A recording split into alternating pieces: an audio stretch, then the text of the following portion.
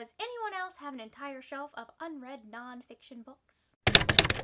Hello my lovely friends, it's Margaret. Welcome back to my channel, and today I have a very exciting book club announcement for you. Yes, that's right, I have started yet another project. In my defense, this time it was someone else's idea. So sometime around the end of last year, Sarah over at Novel Serendipity approached me and asked if I would be interested in co-hosting a book club with her that was going to be centered around reading both fiction and non-fiction. And me being the overachiever that I am, I said yes. So here we are. I am here to talk to you guys about the Curious Minds Book Club. Real quick, there are a couple of things that you need to know about how this book club is going to work. First off, it is a bi-monthly book club. It's not going to be every month.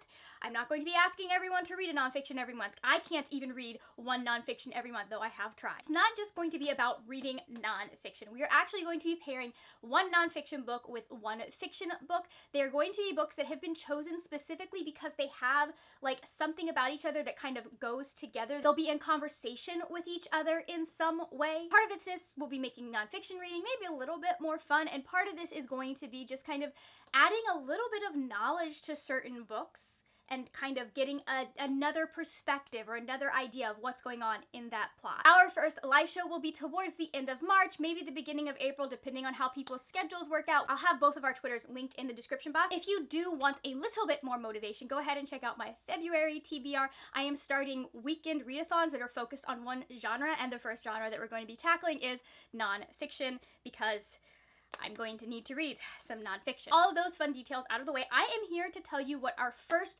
3 rounds of books are going to be. This will be covering the books that we will be reading for March, May, and July. So the first pair that we are going to be tackling for the round in March are Stalking Jack the Ripper by Carrie Maniscalco and The Untold Lives of the Women Killed by Jack the Ripper by Hallie Rubenhold. If you haven't heard of Stalking Jack the Ripper before, welcome to the Bookternet. This is a very popular book. It's about a girl named Audrey Rose, and she wants to be, I believe, not a forensic anthropologist. She wants to be a coroner. She's living in Victorian England. That's a big no-no, so she's kind of doing this behind her father's back with the help of her uncle. So there are a lot of themes that I thought about pulling out of Stalking Jack the Ripper, but I ran across this podcast by the author of The Five, where she really talks about how we've de-centered the victims and really made Jack the Ripper like the kind of like, that's the thing that fascinates people, when we know so much more about the women that he murdered than we know about him. So I thought, why not pick up her book, kind of, I don't know, not reclaim, but like get to know the victim. I just thought it was really interesting to sit down and read about the women that he killed versus focusing on the murder, because I do know that that is something that we tend to do in this society. We don't pay attention to the victims as much as we do to the person that killed them, and usually our focus on the victims, if we will, is to villainize them or try and justify their deaths. For May, we are going to be reading Such a Fun Age by Kylie Reed and Hood Feminism, Notes from the Women That a Movement Forgot by Mickey Kendall. This is about Amira and Alex.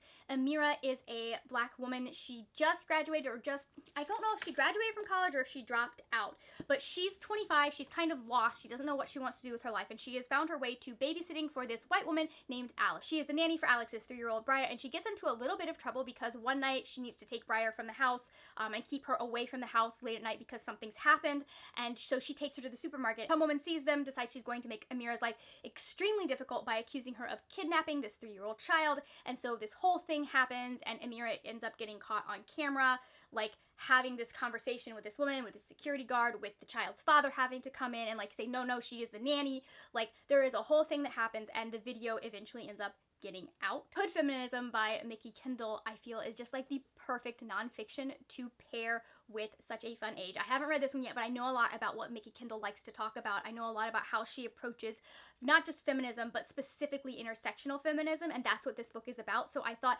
this would be a really good thing to pair with Such a Fun Age, especially when we are having the dual points of view of this black woman who's having her life affected by this event, and this white woman who is her employer, and has the reaction that she has. For July, we will be reading The Poppy War by R.F. Kuang and The Rape of Nanking, The Forgotten Holocaust of World War II by Iris Chang. I don't know much about the Poppy War, except that it sounds very interesting that it is based off of The Rape of Nanking, which is why I chose these two. Like, this is one of the books that the author used to research the Poppy War, was this book right here. It's talking about a specific chain of events that happened, from my understanding, during World War II.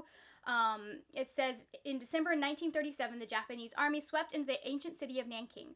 Within weeks, more than 300,000 Chinese civilians and soldiers were systematically raped, tortured, and murdered, a death toll exceeding that of the atomic blasts of Hiroshima and Nagasaki combined. These two books come, obviously, based from the title here, come with heavy trigger warnings. This is a dark fantasy. There is a lot that happens in here. From what I understand, it is very bloody, and it has a lot of violence, and there is a lot of sexual assault and rape that happens just because it is based off of what's going on here. So obviously just take care of yourself with these two books. These are the books that we will be reading for the first 3 rounds of the Curious Minds Book Club. Let me know in the comments if you've read any of these books. I would be so interested in knowing your thoughts on them. If you have any suggestions for other books that you'd like to see us tackle, let us know. We have a few options planned out for once we get through all of these, but these are very heavy. I'm going to put them down. We have a few options for what we're going to do once we get past these 6 books, but it's a bi-monthly book club. We're going to be going as we go, and I would love to know if there's anything you think would be a good pairing or something that you would like to find a fiction or nonfiction compatriot to. I've had a really fun time just matching these guys up. If you are not feeling chatty but you still want to let me know that you watched to the end of the video, give me the little like thinking emoji. Thank you so much for watching. If you enjoyed this video, please give it a thumbs up. I will also have other videos that you can watch on my channel over here. That is it for now, my friends. Happy reading, and I will see you later when we will talk about more wordy, nerdy things. Bye!